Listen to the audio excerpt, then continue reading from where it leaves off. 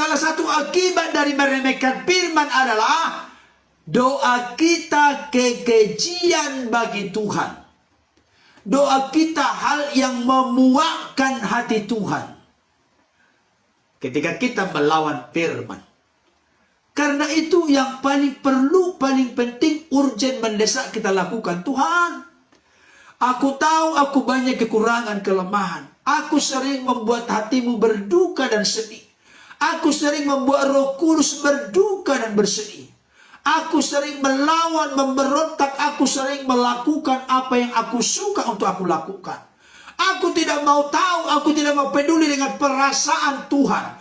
Padahal Filipi 2 ayat 5 berkata, hendaklah kamu menaruh pikiran dan perasaan yang terdapat juga dalam Yesus Kristus. Bagaimana pikiran Yesus? Bagaimana perasaan Yesus? Bapak Ibu Saudara, saya sampaikan ini. Pernahkah Bapak Ibu Saudara berpikir, ketika aku melakukan ini, kira-kira apa yang dirasakan oleh Yesus di mana aku sebagai anaknya? Coba saya ulangi ya. Ketika aku melakukan ini, bagaimana kira-kira pikiran dan perasaan Yesus? Makanya saya berulang-ulang, mulut saya berbusa berkata kepada Bapak Ibu Saudara, sepikiran dan seperasaanlah dengan Yesus. Contoh Bapak Ibu Saudara, kalau saya ini misalnya korupsi itu bukan hanya miliar, korupsi 1 rim kertas dari kantor. Kira-kira apa yang menjadi pikiran perasaan Yesus ketika aku melakukan itu? Oh, ini tingkat tinggi Bapak Ibu Saudara. Kalau kita biasakan diri kita mencoba merenungkan, menghayati, memikirkan, turut merasakan apa yang dirasakan Yesus ketika kita melenceng dan menyimpang dari kehendaknya. Apa yang dirasakan oleh Yesus? Orang yang sudah masuk ke arah sana mulai berpikir menata hidupnya, bagaimana perasaan Yesus kalau aku misalnya tidak jujur, aku bohong, aku selingkuh, aku berzina. Apa perasaan Yesus? Jangan-jangan kalau kita bahasakan Yesus itu seperti kita manusia ini, jangan-jangan melihat kelakuan kita karena dia maha tahu. Dia bolak-balik mengelus dada. Waduh, dasar anakku, kok kamu begitu nak? Apakah pernah aku mengajarkan demikian kepadamu? Contoh mana yang kamu ikuti kok kamu kelakuannya begitu? Bayangkan kalau kita berdialog dengan Tuhan secara demikian, akan berbeda Bapak Ibu Saudara. Kita tidak akan meremehkan kasih karunia-Nya yang berlimpah-limpah dalam hidup kita. Kita akan menata hidup kita. Tuhan, aku mau dengar-dengaran dengan Tuhan. Aku mau menaati apa yang Kau perintahkan. Aku tidak mau membalingkan telingaku untuk tidak mendengarkan firman. Aku mau berkata iya kepada kehendak-Mu dan tidak kepada dosa Tuhan. Mari kita kembangkan kata-kata yang demikian. Saya mau kasih tahu, dengarkan baik kalimat ini. Ketaatan tidak bisa digantikan dengan apapun. Saya ulangi. Ketaatan tidak bisa digantikan dengan apapun. Apa maksud saya di sini? Karena pernah peristiwa dalam Alkitab, seorang bernama Raja pertama Israel, Raja Saul. Tuhan memerintahkan, karena Tuhan memakai bangsa Israel dan raja-rajanya untuk melakukan tindakan kepada orang Amalek. Karena orang Amalek ini memang satu bangsa yang selalu merintangi rencana Tuhan bagi bangsa Israel. Sehingga Tuhan perintahkan untuk membasmi mereka. Saudara dikasih oleh Tuhan. Artinya penghukuman itu dijalankan Tuhan melalui bangsa Israel. Tetapi apa yang terjadi? Saul melakukan firman Tuhan itu sebagaimana seharusnya. Makanya berulang-ulang saya sampaikan, setengah kebenaran bukan kebenaran, mirip kebenaran bukan kebenaran, sepertinya kebenaran bukan kebenaran, hampir kebenaran bukan kebenaran. Saya sudah sampaikan kemarin, ada 3 S ketika kita mau memiliki ketaatan yang berkualitas di mata Tuhan. S yang pertama, segera lakukan. Yang kedua, senang melakukan. Yang ketiga, seperti, sesuai. Jangan ditambah, jangan didiskon, jangan dikurangi. Seperti. Seperti siapa itu yang melakukannya? Seperti Elia, seperti Nuh. Saudara dikasih Tuhan, Saul melakukan apa? Dia mengambil lembu-lembu tambur, kambing domba dengan tujuan untuk dipersembahkan bagi Tuhan. Bayangkan, padahal Tuhan perintahnya jelas, basmi semua kambing domba, lembu sapi semuanya dibasmi. Tapi Saul mengambilnya dengan tujuan mempersembahkan korban kepada Tuhan. Maka Alkitab berkata, ketaatan kepada Tuhan lebih tinggi daripada korban. Bukan korban tidak perlu, tapi korban biarlah dilakukan dalam posisi hidup kita yang taat kepada Tuhan. Dan saya kasih tahu, saya bacakan dulu untuk kita ya. Ayat ini penting. Saya baca untuk kita. 1 Samuel 15 ayat 21 sampai 23. Kita perlu baca ayat ini karena banyak kita gagal di sini. Kadangkala kita sudah berkata, aku sudah hidup benar di mata Tuhan, tapi benarnya itu belum cocok, belum klop sesuai dengan apa yang Tuhan perintahkan. Iya, ada yang menuliskan, ketaatan tidak bisa digantikan dengan apapun. Digantikan itu maksudnya mencoba menyuap Tuhan. Jadi tolong bapak-bapak yang suka memancing hari Minggu, tolong jangan bilang kepada ibu, kepada istrimu, titip persembahanku. Persembahanmu itu gak ada apa-apanya, Tuhan Maha Kaya. Jangan merasa persembahanmu bisa menutupi dosamu, tidak bisa. Yang Tuhan cari bukan hartamu, yang Tuhan cari adalah dirimu datang sujud, memuji, menyembah Dia, lapar dan haus akan kebenarannya. Tidak boleh digantikan dengan apapun. Ini penting Bapak Ibu Saudara, karena di kampung halaman saya ada begitu. Hari Minggu dia suka memancing. Dia ngomong ke istrinya, "Ma, titip persembahanku ya, supaya Tuhan senang karena aku kasih persembahan." Waduh, saya kasih tahu, Kain ditolak. Kenapa ditolak? Bukan persembahannya yang ditolak pertama, bukan. Tolong jangan salah ya. Guru-guru sekolah minggu yang bergabung di sini, jangan salah mengajarkan. Persembahan Kain ditolak, itu keliru. Bukan persembahannya yang pertama ditolak, tetapi Kain dan korban persembahannya tidak diindahkan Tuhan. Yang duluan ditolak orangnya atau persembahannya? Tolong dijawab. Karena banyak guru sekolah minggu salah mengajarkan ini. Saya sampaikan, luruskan kembali saat ini. Bukan persembahannya yang ditolak. Benar persembahannya ditolak. Tapi Alkitab berkata, tetapi Kain dan korban persembahannya. Yang duluan ditolak yang mana? Orangnya. Berarti orangnya tidak beres, maka persembahannya tidak beres. Nah, apa maksudnya? Kualitas hati orang akan menentukan persembahan orang. Kalau sudah didasari dengan ketidaktaatan, apapun yang dilakukan yang lain, gak ada gunanya di mata Tuhan. Gak bernilai di mata Tuhan. Makanya seperti Saul ini. Kita baca dulu ya. 1 Samuel 15 ayat 21 sampai 23. Dikatakan demikian. Tetapi rakyat mengambil dari jarahan itu kambing domba dan lembu-lembu yang terbaik dari yang dikhususkan untuk ditumpas itu. Ini nih, Saul yang ngomong kepada Samuel. Rakyat mengambil kambing domba dan lebu yang dikhususkan untuk ditumpas, diambil untuk dipersembahkan untuk Tuhan. Nangkap maksudnya ya? Jadi alibi, argumentasi, alasan daripada Saul, dia izinkan, dia biarkan dibawa ke pemimpinannya sebagai raja untuk rakyat mengambil kambing domba dan lebu yang dikhususkan untuk ditumpas, itu untuk dipersembahkan bagi Tuhan. Jadi dia mau persembahkan untuk Tuhan, tetapi tidak sesuai dengan apa yang Tuhan perintahkan, tumpas.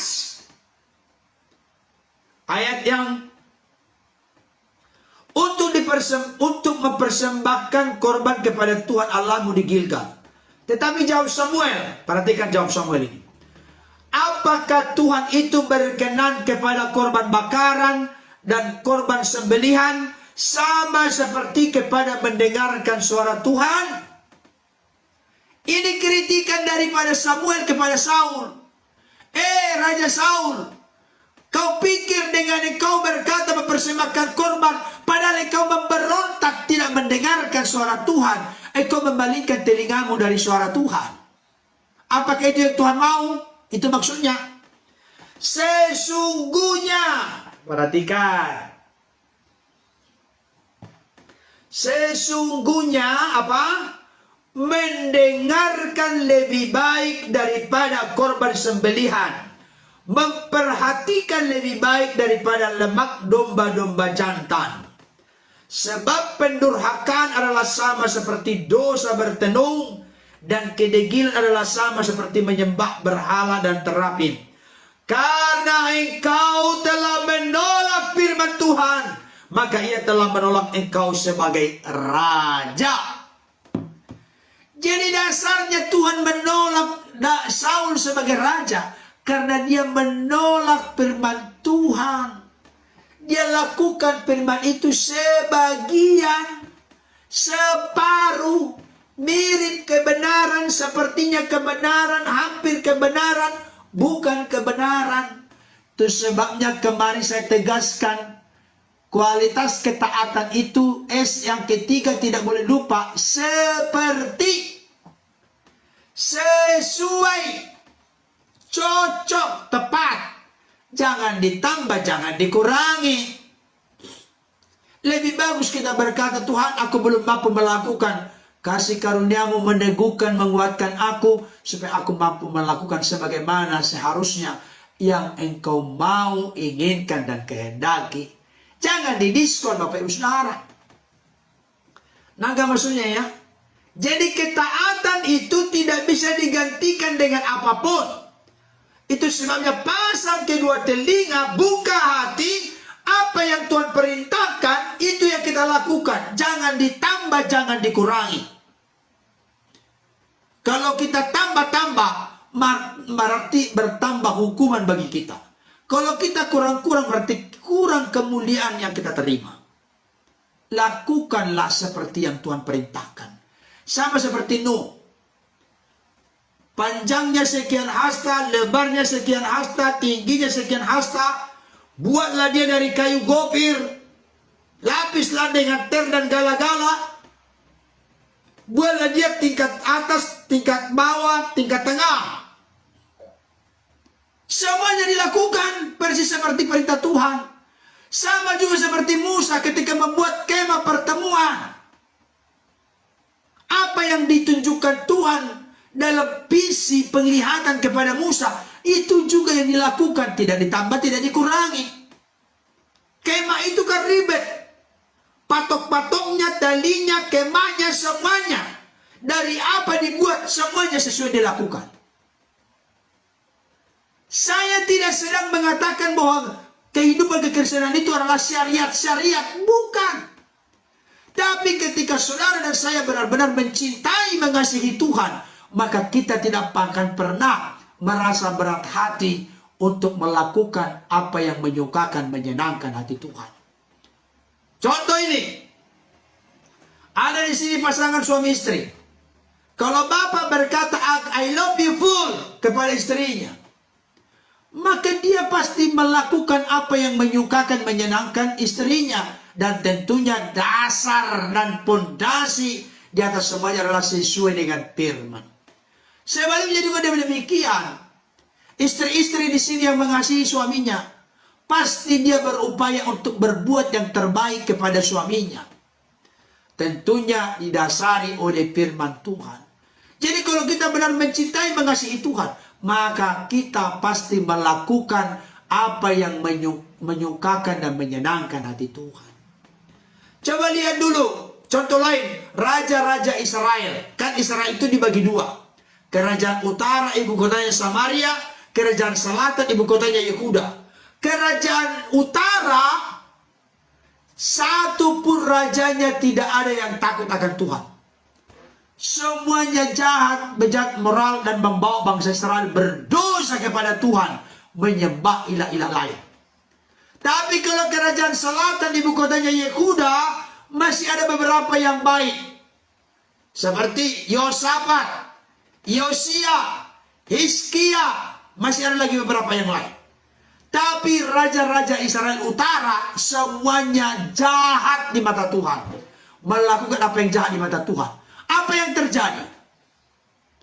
Mereka akhirnya dibuang ke Asyur, ke Niniwe, yang mana nanti Yunus diutus ke Niniwe, makanya dia tidak suka. Karena orang-orang Niniwe melakukan penindasan yang begitu kejam kepada bangsa Israel yang dibuang ke Asyur, ibu kota Niniwe. Itu pembahasan lain. Tapi yang jelas Bapak Ibu Saudara, saya menemukan di dalam Alkitab orang-orang yang selalu membalingkan telinganya, membalingkan hatinya, dan mengeraskan hati untuk tidak terbuka menaati Tuhan, mengabdi Tuhan. Maka orang itu tidak kemana-mana.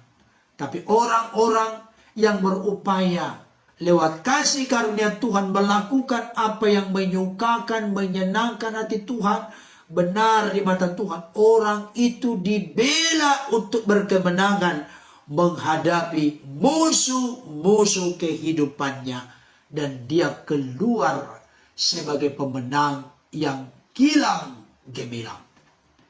Terakhir, saya membuka Alkitab untuk kita. Ibrani pasal 3 ayat 7 sampai 8. Mari buka Bapak Saudara, Ibrani 3 ayat 7 sampai 8. Sudah? Ibrani 3 ayat 7 sampai 8. Kita baca bersama-sama, dua ya. Sebab itu seperti yang dikatakan Roh Kudus, pada hari ini jika kamu mendengarkan suaranya, nyak di situ Tuhan, janganlah keraskan hatimu seperti dalam kegeraman pada waktu pencobaan di padang gurun, di mana nenek moyangmu mencobai aku dengan jalan menguji aku, sekalipun mereka melihat perbuatan-perbuatanku 40 tahun lamanya. Jadi penulis Ibrani di sini mengingatkan kisah kehidupan, perjalanan, tingkah laku, karakter dari bangsa Israel di padang gurun. Mereka itu tegar tengkuk, suka memberontak, suka mengeraskan hati, suka bersungut-sungut. Maka mayoritas yang keluar dari Mesir tidak masuk ke tanah Kanaan. Yang masuk hanya 3 orang. Yosua, Kaleb, Eleazar, anak Imam Harun. Dan generasi 20 tahun ke bawah. Itu yang masuk ke tanah Kanaan. Kurang lebih 1.600.000 yang keluar dari Mesir tidak masuk ke tanah Kanaan. Termasuk Musa pun tidak sempat masuk ke tanah Kanaan. Saudaraku yang dikasih Tuhan, kenapa demikian? Jawabannya singkat, padat. Karena mereka selalu mengeraskan hati terhadap suara Tuhan, firman Tuhan, kebenaran Tuhan. Saya yakin dan percaya, semangat kita semua, bagaimana selama hidup di dunia ini kita menikmati anugerah, cinta kasih, berkat-berkat, kebaikan-kebaikan yang Tuhan siapkan bagi kita. Bagaimana hal itu? terrealisasi, terlaksana dalam hidup kita. Jangan lupa, itu tidak bisa dipisahkan dari ketundukan pengabdian, ketaatan kita kepada Tuhan. Oleh karena itu, yang keempat, silakan ditulis bagi yang belum menulis. Penghalang doa yang keempat adalah tidak menaati hukum Allah, firman Tuhan kebenaran. Maka doa kita adalah kejijikan, kekejian, dan sesuatu yang muak di mata Tuhan. Maukah Bapak Ibu Saudara doa kita kekejian di mata Tuhan, kejijikan di mata Tuhan? Tuhan muak mendengar doa kita? Saya tidak mau demikian. Karena itu saya mau berkata kepada diri saya, Bapak Ibu Saudara juga bisa berkata kepada diri masing-masing, Tuhan, aku mau belajar dengan rendah hati, mengintrospeksi, mengevaluasi, mengoreksi diriku. Apakah aku sebagai suami, sebagai istri, sebagai anak, aku tahu ini akhir zaman. Aku tidak tahu berapa lama lagi aku hidup di dunia ini.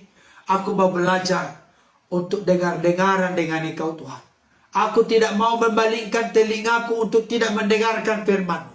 Tapi sebaliknya aku mau menundukkan hatiku. Seperti firman Tuhan berkata, hati yang remuk, hati yang hancur, hati yang direndahkan dan dilembutkan di hadapan Tuhan, tidak akan dipandang hina oleh Tuhan. Ada yang menuliskan dosa penghalang berkat. Tapi doa yang dikenan Tuhan menjadi pembawa berkat. Ketaatan mendatangkan berkat, ketidaktaatan mendatangkan kutuk. Saya yakin kita semua memilih berkat. Mari arahkan telinga kita, jangan palingkan dari mendengar firman. Arahkan telinga kita. Tuhan, katakan sama-sama saat ini, aku menjadi orang berbahagia Tuhan. Karena jiwa dan rohku lapar dan haus akan kebenaran-Mu. Puaskanlah dahaga rohaniku melalui aku meresponi, menanggapi, menerima firman-Mu. Kusimpan dalam hatiku. Oleh kekuatan Roh Kudus aku dimampukan untuk melakukannya. Amin. Saya ulangi kembali Bapak Ibu Saudara. Sudah kita pelajari 4 penghalang doa yang saling bertalian, bersangkut paut satu dengan yang lain, tapi semakin menjelaskan lebih luas, lebih mendalam. Yang pertama, kejahatan dan dosa. Ayatnya Yesaya 59 ayat 1 dan 2. Buat dalam kurung. Penghalang doa yang pertama, kejahatan dan dosa, dalam kurung. Yesaya 59 ayat 1 dan 2.